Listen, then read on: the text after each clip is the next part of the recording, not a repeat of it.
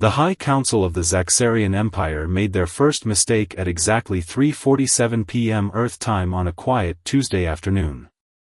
Their massive sensor arrays, capable of analyzing entire civilizations in minutes, swept across the blue-green planet for the third time that day. The readings couldn't possibly be correct. Primitive, declared first analyst Zax, their crystalline form glittering under the council chamber's lights. They still burn fossil fuels. Their vehicles roll on rubber wheels. Their buildings barely scratch their sky. The analyst's tone carried the smugness of a being whose civilization had mastered faster-than-light travel millennia ago. Perfect, hummed Supreme Commander Valzax, their tentacles rippling with anticipation. The colonization fleet stands ready. These humans will make excellent workers once properly educated about their place in the galaxy.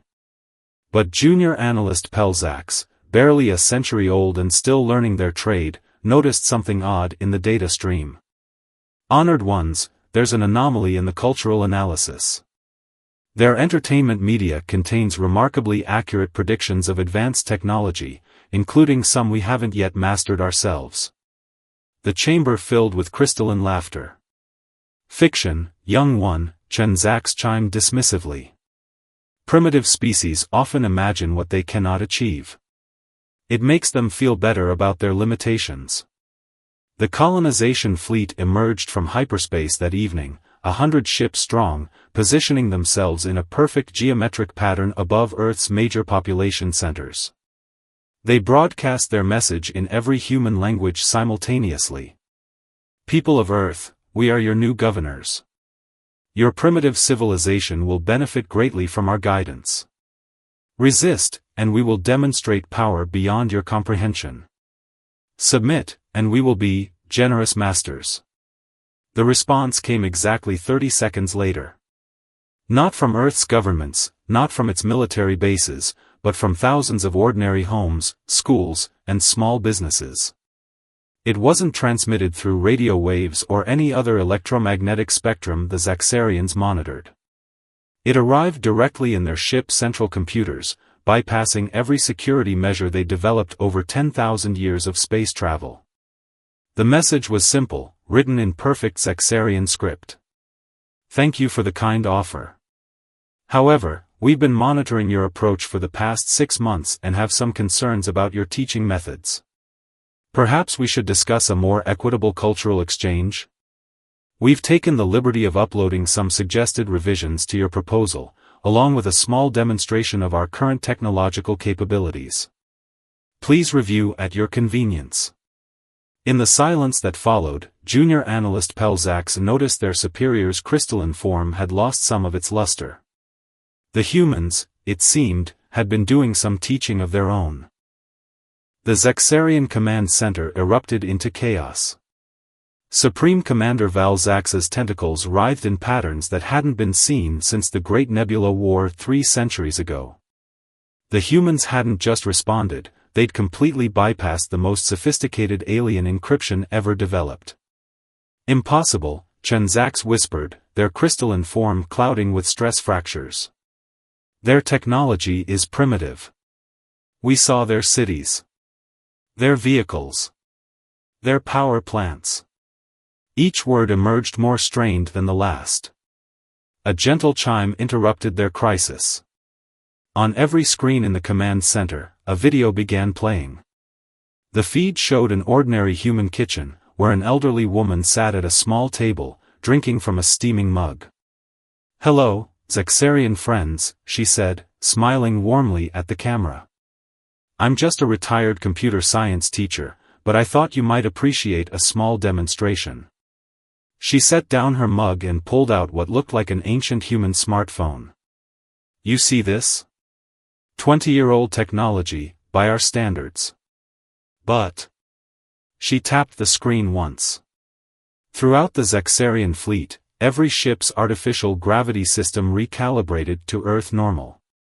Another tap. The temperature adjusted to human comfortable levels. "We noticed you've been watching us," she continued, her smile never wavering. "But you've only been seeing what we wanted you to see. Those fossil fuel plants? They're mostly for show, helps us look harmless to visitors like yourselves.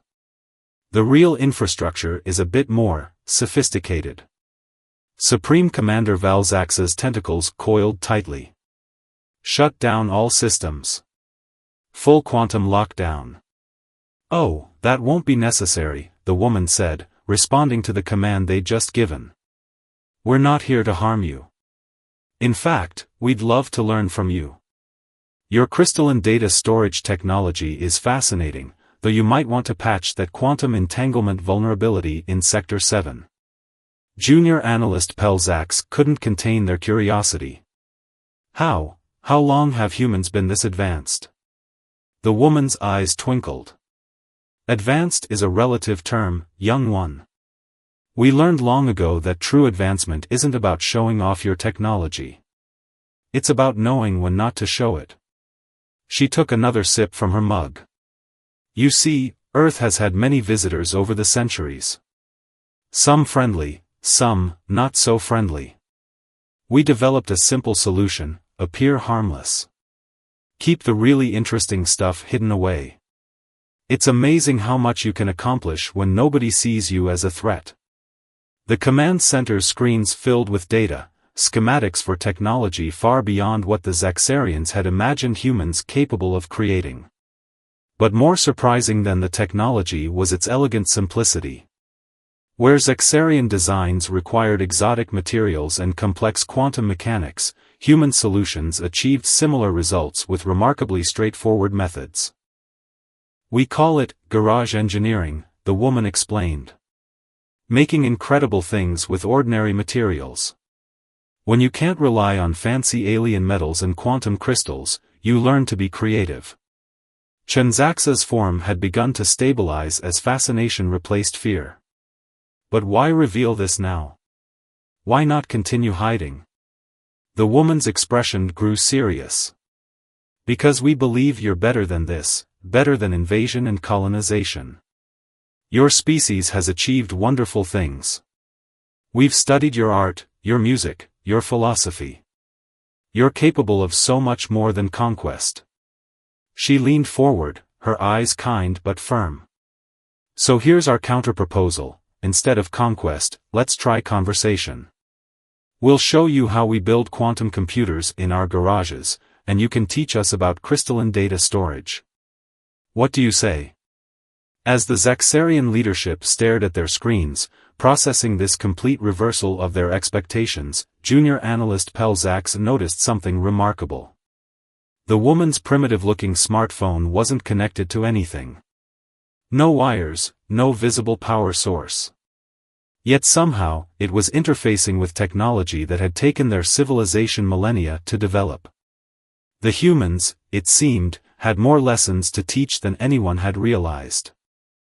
The next revelation came not from Earth's hidden technology centers or government facilities, but from a small community garden in rural Idaho.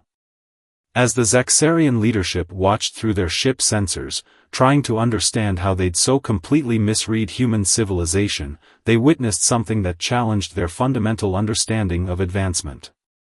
A young girl was giving a tour to what appeared to be her school class. And this is our quantum-assisted growth chamber, she explained, pointing to what looked like an ordinary greenhouse. We use it to study how plants might grow on other worlds. The children gathered around, completely at ease with technology that the Zaxarians had only theorized about. Supreme Commander Valzax's tentacles twisted in confusion. They're teaching children about quantum agriculture? In a public garden? The elderly woman from their previous encounter, who had introduced herself as Dr. Lee, appeared on their screens again. Of course. Why wouldn't we? Children have the most wonderful ideas. Last month, little Amy there figured out how to modify our quantum field to help plants adapt to Martian soil conditions. We're implementing her suggestions in our colonies next week. Chenzaxa's crystalline form vibrated with disbelief. You have Martian colonies? Oh yes, Dr. Lee smiled. Though we keep them rather quiet. Just like our settlements on Europa and our research stations in the Kuiper Belt. We find it's better not to draw too much attention. There are some rather aggressive species out there who might get the wrong idea. The Zaxarian command center fell silent as the implications sank in. Humans hadn't just mastered advanced technology, they'd distributed it throughout their society so thoroughly that children played with quantum physics as casually as they might play with building blocks. But your cities, junior analyst Pelzax ventured, all that primitive infrastructure. Ah, yes, Dr. Lee nodded. Our surface cities. Think of them as a comfortable old sweater we wear when company's coming. Underneath, well. She pressed something on her ancient smartphone again. The Zaxarian sensors suddenly detected vast networks of underground structures spanning the globe. Advanced transportation systems. Manufacturing facilities that seemed to defy physics. And most remarkably, countless small workshops and community centers where ordinary humans gathered to tinker with technology that would have won wars on other worlds. We learned long ago that centralizing advanced technology makes you vulnerable, Dr. Lee explained. So we did the opposite. We spread it out. Democratized it. Made it so ordinary that children learn quantum mechanics alongside their multiplication tables. A new figure appeared on their screens, a weathered old farmer in overalls, standing in what looked like a rustic barn. Showing them the setup, Doc, he asked, grinning. Behind him, what appeared to be primitive farming equipment was actually a sophisticated matter conversion system disguised as tractors and threshers. The Zaxarians were just asking about our infrastructure, Tom, Dr. Lee replied. Ah, they noticed our little garden project, did they? The farmer chuckled. You folks might want to take a closer look at your fleet's hull integrity. That metal alloy you're using, it's got a quirk when it comes into contact with Earth's magnetic field. Nothing dangerous, mind you, but you might see some interesting patterns forming in about. He checked what appeared to be an ancient wristwatch, 3 minutes. Sure enough, 3 minutes later, the Zaxarian fleet's supposedly impervious hulls began displaying complex fractal patterns, a subtle but unmistakable demonstration of humanity's deep understanding of material science. How? Chen Zax demanded. How did you advance so far while appearing so primitive? Dr. Lee's expression grew thoughtful. Perhaps the better question is, why did you assume that visible advancement was the only kind that mattered? Sometimes, the most sophisticated technology looks like nothing at all. As if to emphasize her point, a group of children ran past her, laughing as they played with what looked like simple soap bubbles. The Zaxarian sensors, however, detected that each bubble contained a complete quantum computer, more powerful than anything in their fleet. The humans, it seemed, hadn't just hidden their advancement, they transformed it into something the Zaxarians had never imagined possible, a technology so advanced it looked like everyday life. The Zaxarian High Council convened an emergency session, their crystalline forms casting prismatic light across the chamber walls. After 3 days of studying human civilization, they had encountered something far more unsettling than advanced technology, unpredictability. They don't follow any logical pattern, Chen Zax reported, they're usually pristine crystal structures showing signs of stress. Each human community approaches problems differently. There's no standardization, no unified methodology. On their observation screens, dozens of scenes played out simultaneously. In Seattle, a group of artists had reimagined quantum entanglement as a form of interpretive dance, somehow achieving breakthroughs that had eluded Zaxarian scientists for centuries. In Lagos, street vendors were using what looked like ordinary cooking pots to generate clean fusion power for their neighborhoods.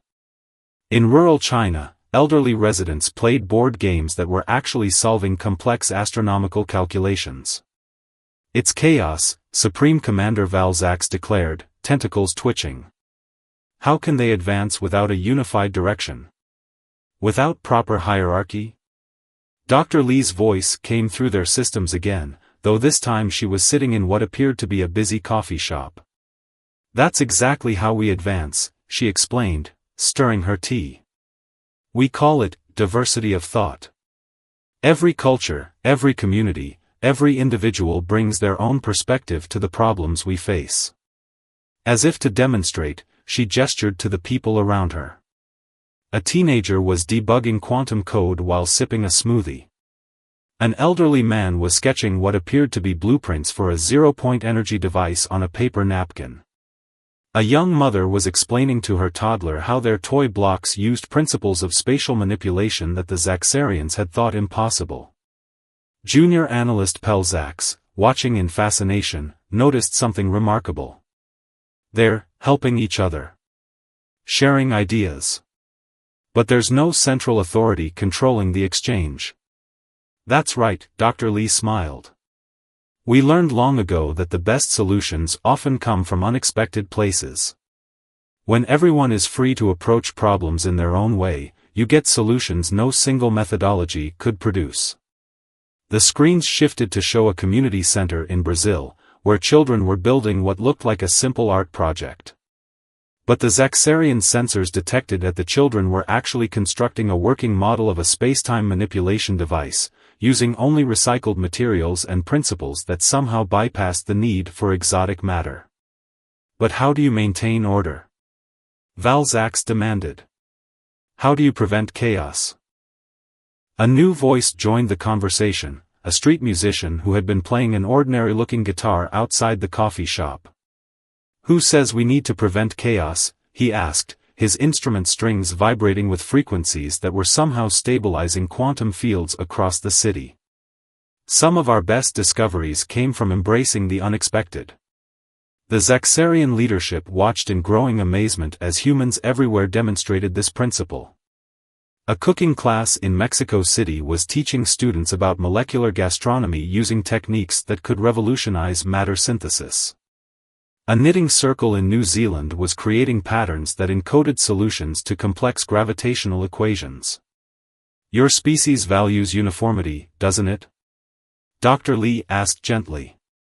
Everyone thinking the same way, following the same paths to advancement. But consider this, if everyone walks the same path, you only discover what's on that path. When people walk different paths, they find different treasures. As if to punctuate her point, a group of preschool children ran past her table, playing what looked like a simple game of tag. The Zaxarian sensors, however, detected that the children's movements were unknowingly powering a citywide quantum computation network. Chenzaxa's crystalline form flickered with a new emotion, uncertainty. But how do you know which path will lead to true advancement? Dr. Lee's eyes twinkled. That's the beautiful part. We don't. And that's exactly why it works. Because when you're not sure which path leads to advancement, the best strategy is to try them all.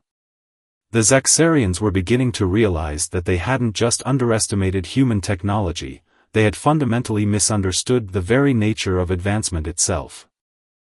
The breaking point came not from a demonstration of technology, but from an act of kindness. As the Zaxarian leadership struggled with their crumbling worldview, they noticed something extraordinary happening throughout their fleet. Junior analyst Pelzax was the first to identify the pattern. Honored ones, humans are reaching out to our crew members. Individually. They're asking if we're okay. Indeed, across the fleet, Zaxarian crew members were receiving personal messages. Not threats, not demonstrations of power, but expressions of concern. A baker in Paris offered to teach a Zaxarian engineer how to make croissants. A grandmother in Tokyo invited several crew members to her weekly tea ceremony. A group of children in Cape Town asked if the aliens would like to join their after-school science club. Supreme Commander Valzax's tentacles coiled in confusion. Is this some kind of psychological warfare? No, Dr. Lee said softly, appearing on their screens once again. This time she was in what looked like a simple living room, surrounded by books and hand-knit blankets. This is who we are. We noticed your crew members showing signs of stress. Crystalline beings like yourselves develop microfractures when under emotional strain. We thought you might need friends more than formal diplomatic relations right now. Chenzaxa's form shimmered with surprise. You can detect our emotional states? Of course, she smiled. That's not technology, that's empathy. Something tells me your civilization might have focused so much on technological advancement that you've forgotten about other forms of progress. The screens filled with scenes from around the world. In each one, humans were reaching out to individual Zaxarian crew members. A group of students had figured out how to modulate their school's quantum field to help stabilize the aliens' crystalline structures. An elderly watchmaker in Switzerland had developed a simple device that could ease the psychological strain on their processing centers. But most surprisingly, humans were sharing their own stories of mistakes and learning. A retired admiral explained how humanity had once made similar errors in judgment. A young engineer admitted how her own preconceptions had nearly caused a disaster until someone showed her a different way of thinking. Your civilization is remarkable, Pelzax ventured, their crystalline form glowing with a new understanding. But not because of your hidden technology. Go on, Dr. Lee encouraged gently. You've somehow managed to advance technologically without losing your... Pelzax struggled to find the right word. Humanity? Dr. Lee suggested. That's no accident. We learned long ago that the greatest technology in the universe is worthless without compassion to guide its use. X. The Zaxarian command center fell silent as they watched more scenes unfold. A classroom of young children was drawing pictures for the alien crew, each artwork embedded with quantum-encoded messages of friendship. A community theater group had adapted their latest play to include parts for crystalline beings, complete with specially modified stage lighting that would help stabilize their new friends' molecular structures. Supreme Commander Valzax's tentacles moved in a pattern that hadn't been seen in Zaxarian history, one of profound uncertainty. Our mission parameters, they didn't account for this. We were prepared for resistance, for warfare, even for superior technology. But this. That's because your mission was based on an outdated definition of advancement, Dr. Lee explained. You thought we were primitive because we still have simple things like community gardens and family dinners and children's playgrounds. But did you ever consider that maybe we kept those things not because we couldn't advance beyond them, but because we were wise enough not to? As if to demonstrate her point, a young child walked into view, climbing onto Dr. Lee's lap with a tablet device. On its screen was a drawing of a Zaxarian made of crayon scribbles, but encoded within the child's innocent artwork was a solution to one of the alien's most complex crystalline degradation problems. You see, Dr. Lee continued, hugging the child, true advancement isn't about replacing simplicity with complexity. It's about finding ways to preserve what matters while we grow. And what matters most isn't the power of our technology, but the strength of our connections, to each other, and now, perhaps, to you. The entire Zaxarian fleet hung in Earth's orbit, their crystalline crews experiencing something entirely new, the dawning realization that they might be the ones with much to learn. The transformation of the Zaxarian fleet began in the most unexpected way, with laughter. It started when a small group of human children visiting their local science museum decided to put on an impromptu show for the alien ships overhead, using simple holographic technology disguised as soap bubbles to create a dramatic retelling of human history. Their performance, while technically impressive, was filled with delightful mistakes and giggles. To everyone's surprise, several Zaxarian crew members began experiencing a new phenomenon, their crystalline forms vibrating in harmony with the children's joy. What's happening to them? Supreme Commander Valzax demanded, watching their crew's reactions with concern. Dr. Lee, who had been quietly observing, smiled. They're learning to laugh. Your species can resonate with emotions, you just never had the chance to experience certain ones before. The screens in the command center showed scenes from around the world as more Zaxarians began accepting humans' invitations to interact. A crystalline engineer was learning to bake cookies from an elderly baker, their precise understanding of molecular structures resulting in perfectly golden brown edges. A Zaxarian scientist was attending a kindergarten class, being taught by 5-year-olds how to see quantum physics through the lens of playground games. But the most profound changes were happening within the Zaxarian leadership itself. Chen Zax, who had been so dismissive of human capability, was now spending hours in conversation with a group of philosophy students, their crystalline form taking on new patterns with each new idea explored. "I don't understand," Chen Zax admitted during one such discussion. "Your species had the power to destroy our fleet from the moment we arrived. Why choose this path instead?" A student smiled, adjusting her old-fashioned glasses. "Because the moment you showed up with conquest in mind, we knew you were the ones who needed help. Advanced weapons? We mastered those ages ago. But wisdom? That's the real frontier of advancement." Junior analyst Pelzax, whose initial observation had sparked this chain of events, found themselves increasingly drawn to human methods of learning. They discovered that Earth's libraries, which they had initially dismissed as archaic, were actually complex networks of knowledge storage far more sophisticated than Zaxarian quantum archives, because they preserved not just information, but the experience of discovering it. "Your entire civilization is a teaching tool," Pelzax realized, their crystalline form glowing with excitement as they watched a group of seniors playing chess in a park. The game pieces, they now understood, were manipulating quantum probabilities with every move, but the real achievement was how the players used the game to share stories and wisdom with younger generations. The Zaxarian fleet, once poised for conquest, had transformed into a hub of cultural exchange.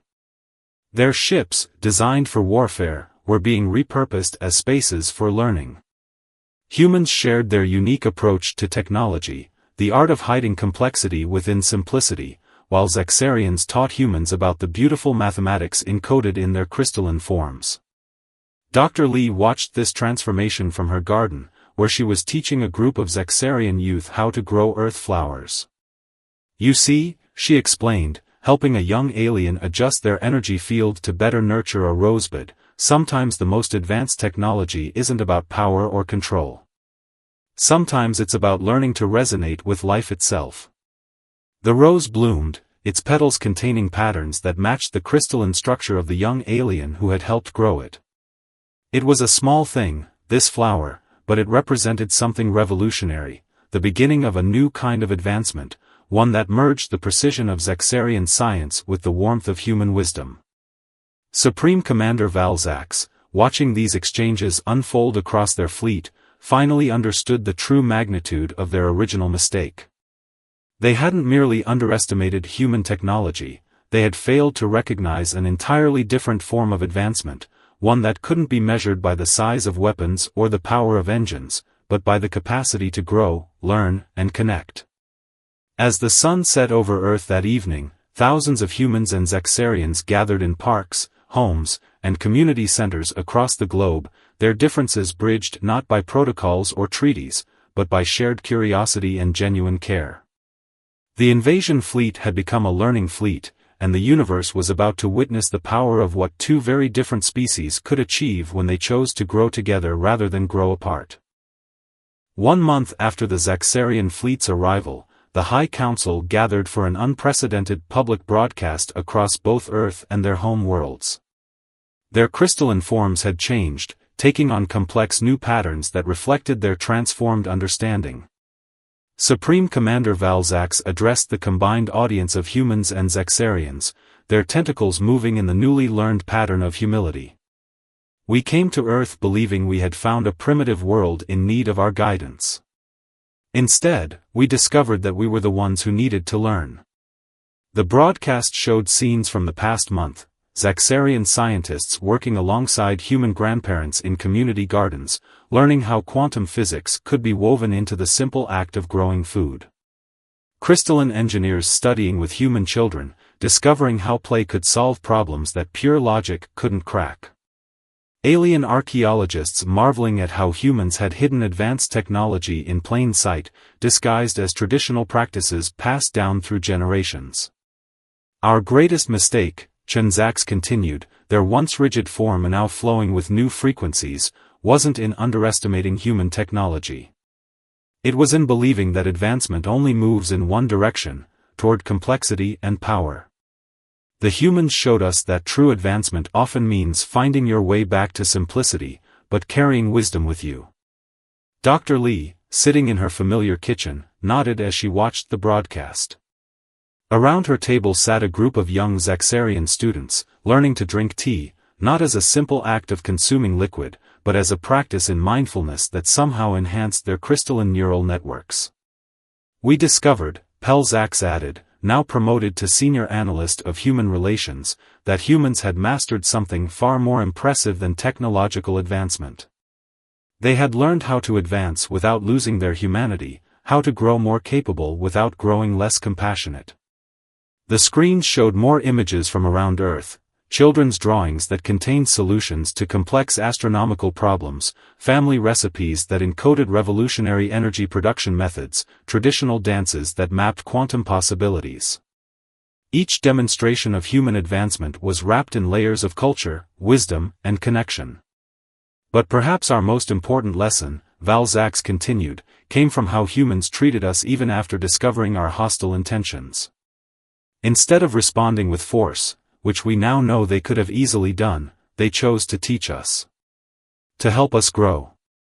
To show us that the most advanced civilization isn't the one with the most powerful weapons, but the one with the wisdom to know when not to use them.